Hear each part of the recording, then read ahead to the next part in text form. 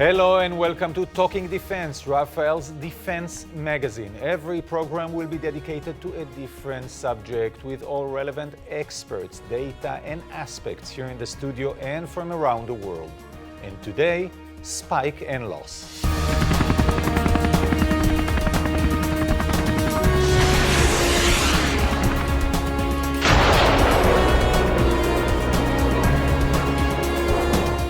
I'm joined now by Gal Papir, Vice President for Marketing and Business Development at Rafael USA, and Lieutenant General Joseph Anderson, President and CEO of RSGS. Thank you very much, gentlemen, for joining me today.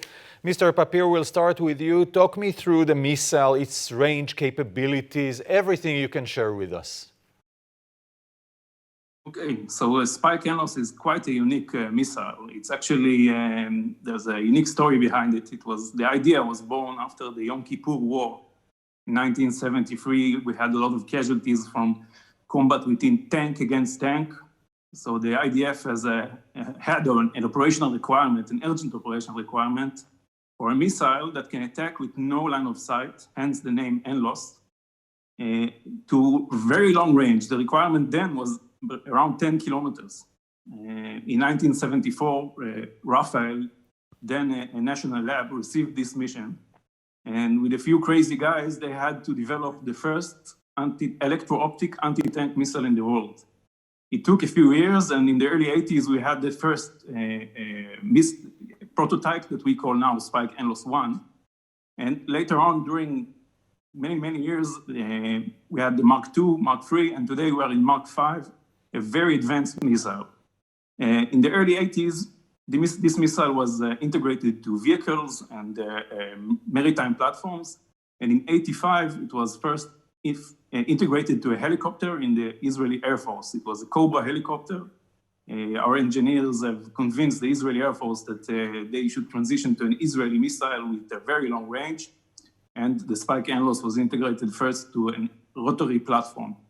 So what is the Spike NLOS today? Spike NLOS is an electro-optical missile. That means we have a seeker in front of the missile with two sensors, a day sensors and an infrared sensor. We have an onboard navigation system, an IMU, Inertial Measurement Unit, which enables to launch the missile with no line of sight to the target area. So imagine a scenario in which a helicopter pilot flies in the battlefield, receiving target coordinates from any sensor. It can be an infantry requesting support. It can be from a list of targets. Then he inputs this mission into the missile, launches the missile to these target coordinates. The missile flies to the target area, transmitting the video back, as you can see in the videos behind your eye. This image is actually in real time transmitted to the operator. So he actually feels like he's riding on the missile, if you can say, as a simple metaphor. And once he gets closer and closer, he can see more and more details and decide what to do. We call this man in the loop. The missile itself is for 32 kilometers, which is quite an amazing range. So this gives the ability to the operator to actually engage without seeing the target, just by receiving target data from afar.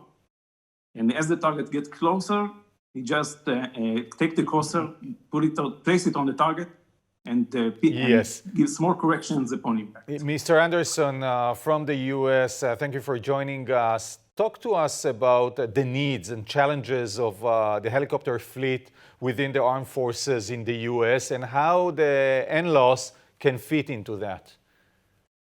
Yes, thank you. Well, the Apache is the primary air-ground integration platform for the military here, and the issue becomes one of standoff, lethality, precision, and survivability. And of course, the aviation fleet is a vulnerable asset in the sky. So whatever allows us to get those ranges, those are phenomenal ranges, to operate in a GPS-denied environment, to provide all that feedback back to the pilot from an intelligence perspective, damage battle assessment, and the options that it gives the pilot in terms of, again, changing a target, canceling a target, all that flexibility gives a lot of options and choices. Once a commander or a decision maker has to take a decision between buying a new helicopter and upgrading an existing one through, for example, a Spike NLOS, what would you opt for?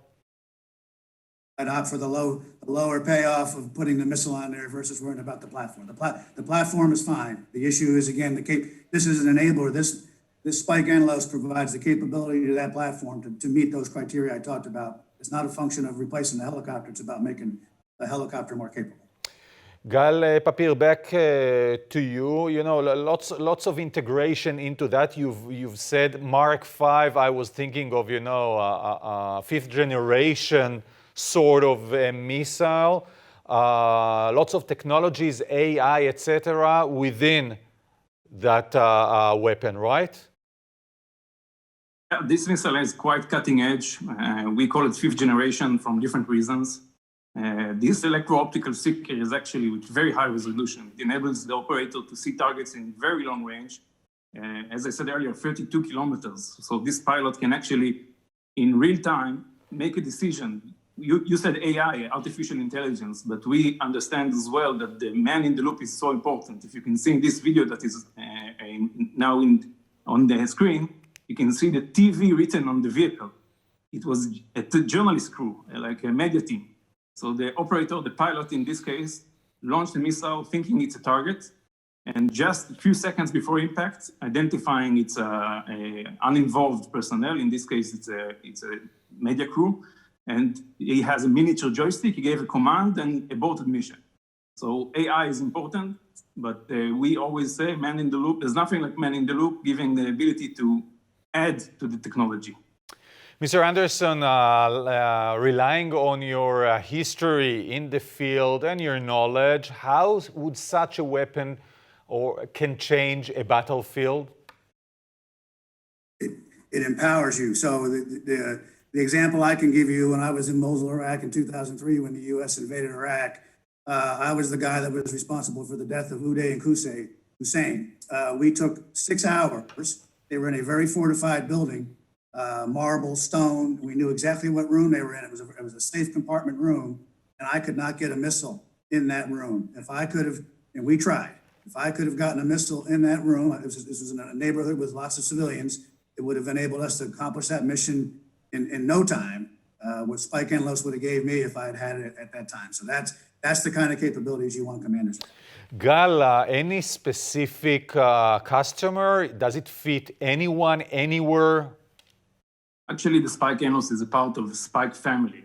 The family is now in 34 nations all around the world, 19 of them of NATO, so it's quite an empire. Spike NLOS specifically is in 10 nations, and it's integrated. It's a multi-platform missile, so it was integrated to multiple different type of vehicles, maritime boats, and if we're talking about helicopters, we've integrated it to the Apache Longbow, both in the Israeli Air Force, the D version, and we are now being evaluated by the Army Aviation of the US Army on the Echo version. It was integrated also to maritime helicopters, like the Wildcat, for example, and others.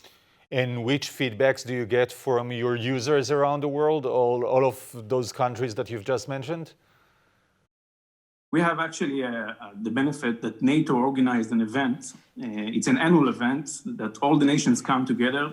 The US Army as well is joining this conference, so not only NATO, from Asia and South America as well. So all those nations are coming together, sharing tactical knowledge among them and with us as the OEM, and also with our partners around the world for manufacturing. And we see that they are quite happy. This gives them the survivability that they're looking for, so they can engage from long distance, and the lethality they're looking for. So it's actually, as the general said, it completes the capabilities of the platform, very advanced capability, giving it the ability to engage a target with no line of sight, enhancing the survivability of the force immediately. Last word is yours, General Anderson. This capability from, and again, as Poppy's talking about, from the family of missiles. And so we're very anxious to demonstrate a live fire here in the States in January to again show our customers the capability of what this whole family provides. But it's a capability that I can speak for the U.S. Army, that the U.S. Army needs now. Joseph Anderson, Gal Papir, thank you very much both for joining me. That's all from us today. We'll be back shortly with another edition of Talking Defense. Until then, stay safe and stay tuned. Bye-bye.